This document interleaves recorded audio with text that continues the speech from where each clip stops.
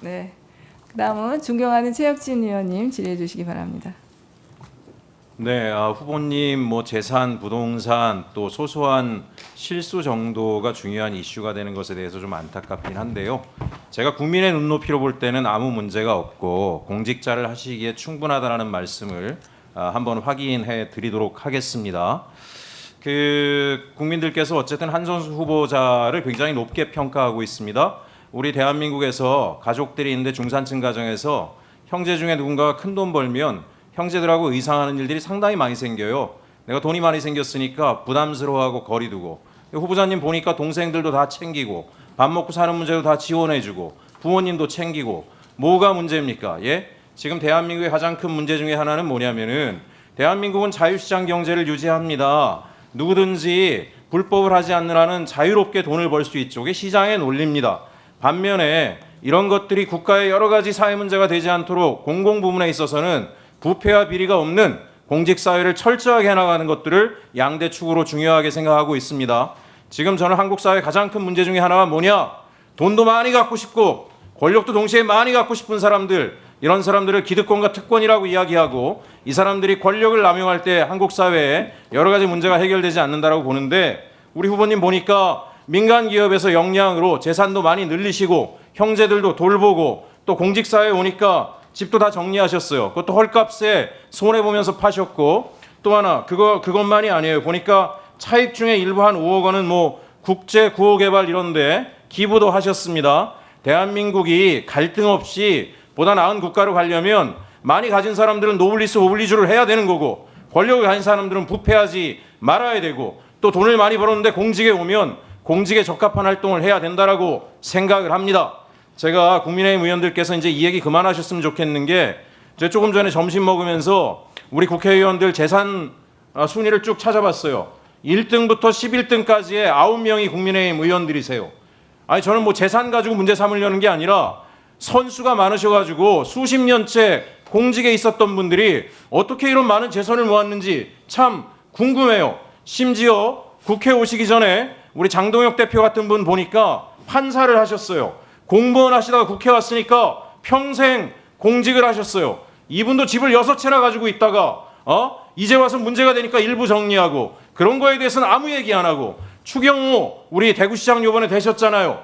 어떻게 공무원 생활하면서 4, 5년 사이에 재산이 30억이 늘어납니까? 1년에 연봉이라는 게 빤한데 그런 것들 가지고 문제 삼아야지, 지금 민간 시장에 있다가 자기 점검들을 하고 자기 재산까지 정리하면서 적은 연봉 받고 공직에 오시는 분을 이렇게까지 털면서 인격을 모욕하는 짓은 국민들이 용납하지 않을 것이다 라는 말씀을 하겠습니다. 이 시간 이후로 그런 얘기 안 했으면 좋겠다는 말씀을 드립니다.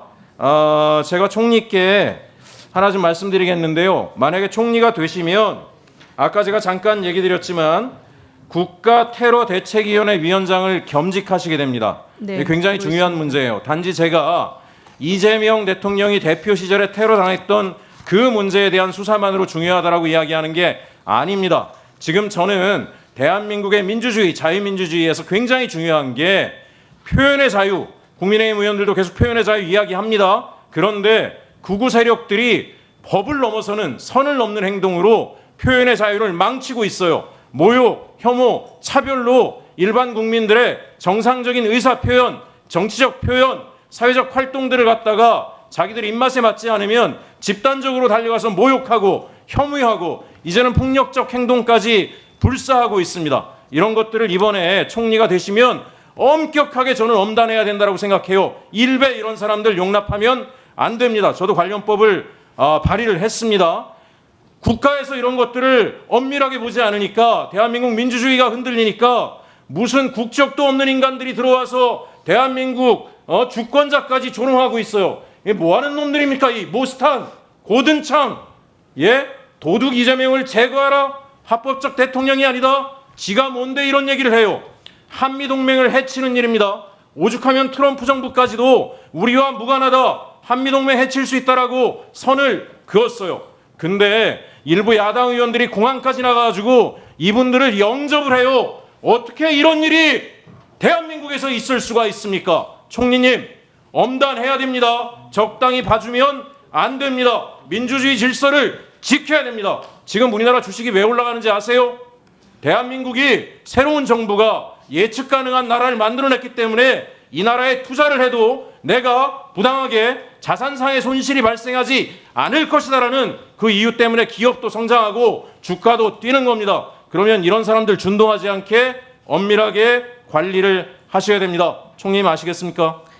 네, 저 후보자입니다. 총리 후보님, 네. 총리 후보님이 마음이 너무 선하신 것 같아서 이런 사람들한테까지 제가 아량을 베풀까봐 일부러 세게 얘기했습니다.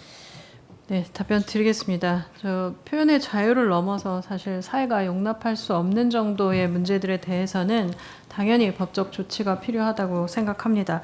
법과 원칙에 따라서 우리나라의 민주주의를 정치 테러로부터 보호하는 일들은 적극 나서겠습니다. 알겠습니다. 한 가지만 더 말씀드리면 아까 존경하는 박균택 의원님께서 129 여객기 참사 진상규명 관련된 말씀을 하셨어요. 이 안타까운 일이고 정부에 대한 신뢰의 문제입니다.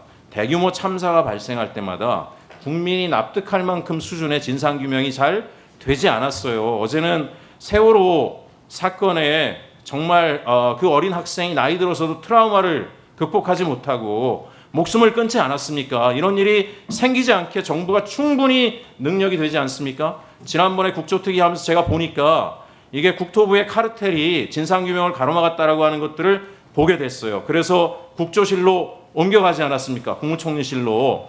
근데 국무총리실에도 저는 걱정이 되는 게 하나 있어요. 총리실에도 국토부에서도 파견 나온 공무원들이 있지 않겠습니까? 그런데 손 타지 않도록 이번엔 총리께서 엄밀하게 관리를 하셔가지고 빠른 시간 내에 진상규명이 되고 책임자가 처벌이 되고 유족들이 고통에서 벗어날 수 있도록 이건 정말 중요한 문제입니다. 그런 게 돼야 우리가 재발을 막을 수가 있고 국민들이 대한민국을 더 신뢰하지 않겠습니까? 네, 그 의원님 말씀 주신 부분 굉장히 중요한 부분이라고 생각합니다. 만약에 임명이 된다면 적극적으로 관련된 내용들 찾아보고 또 아까 말씀드린 것처럼 입구에서 뵀던 유가족분들 뵈면서 느꼈던 부분들이 있어서 우선해서 만나 뵙고 상황들 파악하고 해야 할 일들 적극적으로 하겠습니다. 네, 수고하셨습니다. 네, 네, 그러면 일단